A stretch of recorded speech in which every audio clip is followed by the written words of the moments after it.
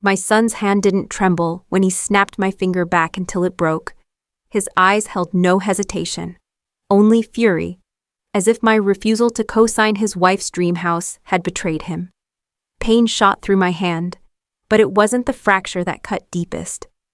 It was the realization that the boy I raised saw me not as his mother, but as leverage. Hours later, sitting in an urgent care lobby with my finger in a splint, I pulled an envelope from my purse and froze. A loan offer addressed to me, from the very credit union Derek had dragged me to. I had never applied. Someone had already used my name. That's when I knew this wasn't just anger. This was a scheme. My name is Marion Rowe. I am 70 years old, a retired school nurse who has lived her entire life in Wilmington, North Carolina. On a gray afternoon, rain tapped against the wooden eaves of my porch, while the storm inside my living room gathered strength. Derek, my only son, sat across from me with his wife Tessa at his side. Between us on the coffee table lay a stack of loan documents, their edges sharp under the lamp's glow. Tessa's voice, syrupy but insistent, pressed me to sign. I shook my head. The weariness in my bones was no match for the steel in my resolve. I won't co-sign, I said, my voice quiet but firm. That was all it took. Derek's chair scraped violently across the floor as he shot up, his jaw clenched. In an instant, his hand clamped over mine, and with a brutal twist came a sickening crack. White-hot pain shot up my arm. The silence of the room shattered, replaced by the echo of my own gasp. The pain was blinding, yet it wasn't the fracture that hollowed me out. It was seeing my son's face, hardened not by fear or regret, but by fury, as though I had betrayed him. I held his stare through the haze, refusing to look away, even as my finger throbbed and swelled. He stormed out, leaving the house heavy with the coppery scent of blood and the echo of something broken far deeper than bone. Later, I found myself under the harsh fluorescent lights of urgent care, the hum of machines surrounding me. A nurse wrapped my hand in a splint, murmuring about rest and ice packs. I sat alone in the hallway, my pulse still racing. When I reached into my purse for my insurance card, a plain envelope slipped out, landing in my lap. Curious, I tore it open. Inside was an official letter from the local credit union. My name was neatly typed across the top. Pre-approved loan offer. My stomach tightened. I had never applied for a loan. Someone had. As I stared at the page, the sterile hallway seemed to tilt. Derek's rage, Tessa's insistence, the contract on my table, all of it snapped into focus. This wasn't just a son's temper or a daughter-in-law's wishful dream. It was a scheme already in motion. And my broken finger was only the beginning. Late at night, the glow of a desk lamp fell across my face as I dialed a number I hadn't called in years. Asha Patel answered, the attorney who had long been an advocate for older adults in Wilmington. My voice trembled, but carried a firmness that surprised even me. I need your help, I said. They're not just after my signature. Within hours, Asha was at her office, logged into the MLS database and the public records of New Hanover County. She clicked through listings until the property Derek and Tessa had shown me appeared on the screen. The address sat in Rice Marsh Estates, a low-lying stretch of land I remembered seeing on the news years ago when floodwaters swallowed entire streets. FEMA payouts had once covered the neighborhood, and now the records glowed red with unresolved insurance disputes. Asha leaned closer, her eyes narrowing as she traced the owner's name. This house isn't in Derek's name, she said slowly. It belongs to an LLC, McKay Coastal Holdings. The realization cut like glass. Tessa had created the company herself. This was no dream home for family dinners and grandchildren. It was a pawn in a speculative game, part of a chain of properties flipped and financed through borrowed credibility. And I was meant to be their collateral. I sat in silence, the splint on my broken finger throbbing with every heartbeat. Pain sharpened into clarity. I closed my fist as best I could around the edge of the table and nodded. If they want me at the bank, I told Asha, I'll go, but I'll be there to listen, to remember, and to collect evidence, not to sign. The room settled into stillness. The the hum of the lamp filling the silence. In that moment, I understood. The trap they had set was already open, waiting. And I had just decided to step inside, not as their prey, but as the one who would spring it shut. The conference room at Cape River Credit Union was lit too brightly, every surface polished to a shine. I sat across from Derek and Tessa, the air conditioner humming in a steady drone that made the silence feel heavier. A thick stack of loan documents lay spread across the wooden table. I slipped on my reading glasses, the splint on my finger tapping lightly against the pages as I turned them, one by one, deliberately slow. My eyes lingered on the fine print. "What does this clause mean?" I asked, voice calm but unhurried. I saw Tessa stiffen, her polite smile faltering. She tried to answer, stringing together words about standard conditions and protections. But her gaze darted nervously between me and Derek. I leaned closer, finger poised on another line. "And this one," I pressed. Her cheeks flushed. The more I questioned, the less steady her answers became. The meeting ended without a signature, without the tidy victory they had come expecting. At home that night, the kitchen lights cast harsh shadows across the counters as I faced my son. I kept my voice steady. "I will not co-sign." Derek's eyes blazed, bloodshot and wild. He stepped forward, and before I could brace myself, his hands clamped down on mine, wrenching my injured finger until pain ripped through me again. "This is the future of my family," he roared, spit flecking his lips. I staggered back, breath shallow, the pain radiating through my arm. Yet even as my knees trembled, my mind held steady. Because this time, I wasn't defenseless. Hours before, I had quietly activated the doorbell camera and set it to upload every recording to the cloud. The sound of his fury, the sight of his violence, it was all there now, preserved beyond his reach. What he thought was control had become the first piece of evidence in my hands. The fellowship hall at St. Andrews smelled of cinnamon rolls and fresh coffee, the kind of comfort that usually put me at ease. Long tables stretched beneath fluorescent lights, covered in soup tureens and baskets of warm bread. I eased into a chair at the edge, my splinted hand resting stiffly in my lap, and let the hum of voices wash over me. But the laughter carried undertones I couldn't ignore. At the table beside me, two women in their 70s leaned close, voices low as though confessing sins.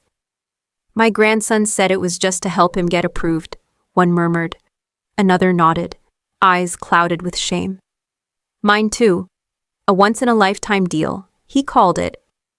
Said if I didn't sign, the chance would vanish." The phrases struck me with a hollow familiarity, different mouths, the same lines. I gripped my coffee tighter, heat seeping through the paper cup as my mind reeled. Again and again, the stories circled back to one name, Chandler West. A broker, they said. A man who always promised fast closings, guaranteed returns, opportunities that sounded too good but came wrapped in urgency. I remembered the glint in Tessa's eyes that afternoon at my kitchen table, the way she leaned forward as if rehearsed, words tumbling out with a little too much eagerness. Suddenly, the picture sharpened. Tessa wasn't improvising. She was following a script written by someone else. I stared down into the swirl of coffee, my fingers tightening around the cup. Chandler West wasn't just a name whispered in a church hall. He was the architect behind the lines, the one conducting slick, get-rich-quick webinars that targeted the very people sitting around me now. And Tessa, my own daughter-in-law, was part of his machine. In that instant, the betrayal cut deeper. This wasn't just Derek and Tessa scheming for themselves. I was standing against a network designed to bleed people like me dry. The battle ahead was no longer only about my family. It was about exposing the web that bound us all.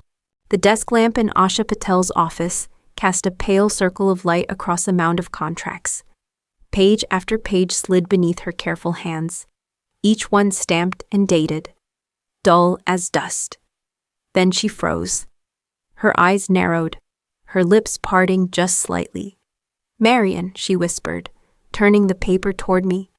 At first my mind refused to process what I saw. The signature leapt off the page, Roe, written in strokes that strained too hard at imitation. My husband's name, my late husband's hand, except the date was impossible. The contract bore a signature scrawled weeks after he had already been lowered into the ground. The letters looked stiff, awkward, nothing like the flowing script I had watched him write 1,000 times at the kitchen table. My throat tightened. Pain flared in my splinted hand as I clenched it against my chest. Tears burned, not from the fracture, but from something more vicious. The violation of memory. To use his name this way, to resurrect him on paper as a pawn, it was desecration disguised as ink. The silence between us stretched until I forced myself to breathe. "That's enough," I said hoarsely. I pulled my phone from my purse and dialed Gabe Morales, the credit union manager. My voice steadied with each word. "Flag my account, every transaction. Nothing moves without me and my attorney present. If anything unusual comes across your desk, you call me first." When I hung up, the weight of what I'd seen settled hard. This wasn't desperation in the moment, not a rash plan to bully me into signing. Derek and Tessa had been laying foundations long before tonight, digging into the past, forging the dead to pave the way for their future. The betrayal deepened into certainty. They weren't just risking my present. They had already desecrated my past. And now, I had in my hands the very proof that could bring their scheme to an end. The rain had not let up that morning, sheets of drizzle clinging to the windshield as we drove toward Cape River Credit Union. Derek was all courtesy, holding the umbrella as if he had suddenly remembered how to be a son. "It'll be quick," he assured me, his smile strained but practiced. Tessa clung to my arm as we crossed the parking lot, her voice sugar-sweet. "After this, we'll all have dinner together, a celebration." The words were dressed as kindness, but her fingers dug into my sleeve, betraying the urgency beneath.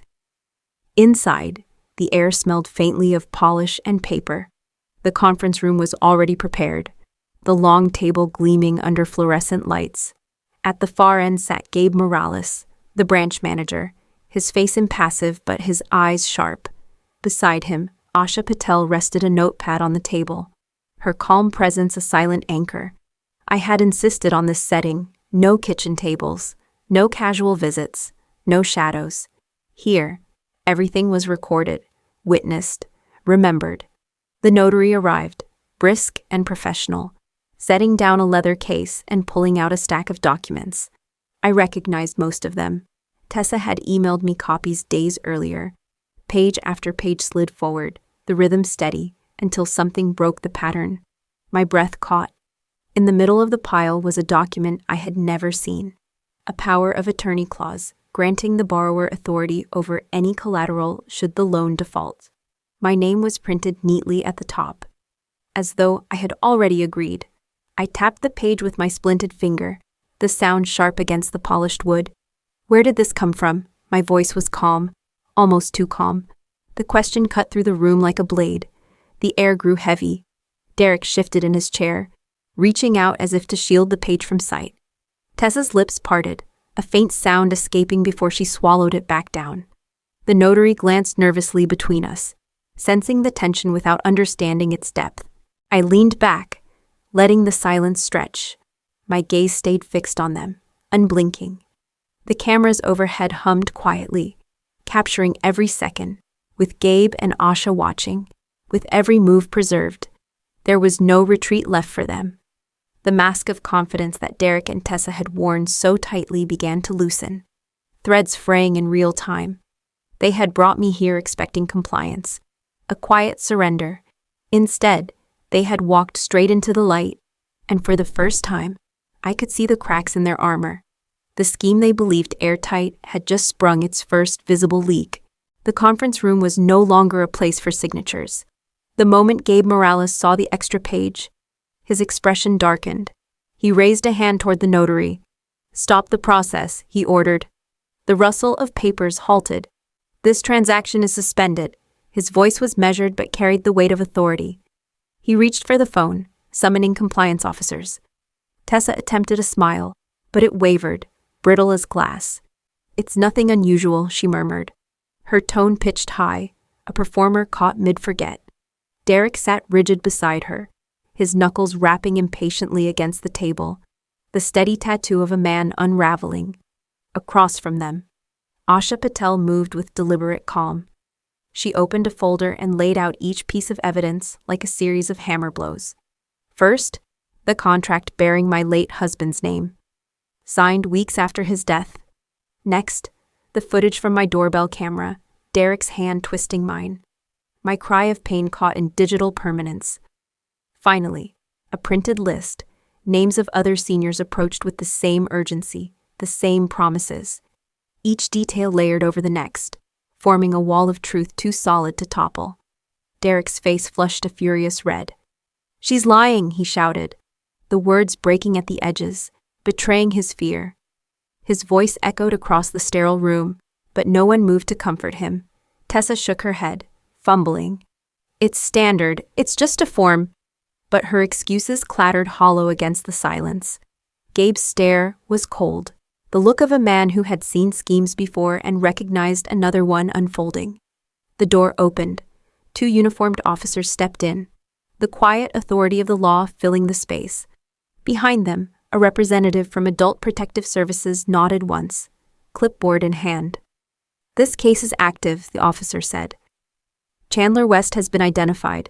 The investigation is underway." The air shifted, no longer their stage.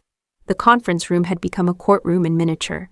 Every eye was on Derek and Tessa, but for the first time, they were not the ones holding the script. I sat straighter, my bandaged hand trembling against the table, but my eyes calm. The ache of my broken finger pulsed, yet beneath it ran something steadier, relief, resolve. For so long the truth had lived only within me, battered and doubted. Now it filled the room, undeniable. The fluorescent lights gleamed above, cold and clear. This was no longer a family quarrel, no private shame. It was testimony, recorded and witnessed, carved into record. The game they thought they controlled was over. The reckoning had begun. The sky over Wilmington hung low and heavy, clouds swollen with the weight of an oncoming storm. At the public library, the windows rattled with each gust of wind. But inside the community room, rows of chairs were filled. The audience leaned forward, listening as every word was spoken with the calm conviction of survival. The talk was not about theories or broad warnings. It was about details. How to keep medical records safe. How a simple doorbell camera could capture what no witness might dare to admit. How a phone call to a bank manager could flag an account and halt transactions before disaster struck. The lessons were born not of textbooks, but of lived pain. Heads nodded, pens scribbled. Questions came in hesitant voices that carried both fear and relief. Beyond the walls of the library, news of the case had already rippled through the city. Conversations in grocery aisles, whispers in church pews, cautious remarks at family tables. Everyone seemed to know someone who had been cornered into signing something they didn't understand. The revelations had unsettled Wilmington, yet they also sparked a quiet unity. It was no longer a single person's burden, it was a community's awakening. As the applause faded, the first drops of rain began to streak across the tall glass panes, tapping softly like knuckles at the door. The storm was nearly here, yet inside, there was a different kind of weather, an air of resolve. The quiet understanding that storms can be endured when people stand together. Later that afternoon, the house was still. Sitting by her window, hand braced in its splint, she bent slowly through the ache of therapy exercises, each stretch a reminder of both injury and endurance. On the side table rested a fresh journal, its cover smooth and unmarked. She opened it, smoothed the first page, and wrote 2 words in careful strokes: boundaries and compassion. The storm gathered outside, bending trees, dimming the light, but inside, there was calm, the rare stillness that follows when suffering is no longer wasted, but transformed. Pain had become wisdom. Betrayal had become a lesson. And what once was silence had found its voice. Stories like this remind us that resilience is not the absence of wounds, but the courage to turn them into shields for others. Injustice will come, but vigilance and compassion can outlast it. Thank you for following this journey. If it has touched you, I invite you to share your thoughts, leave a comment, and subscribe to stay with us for the stories still to come.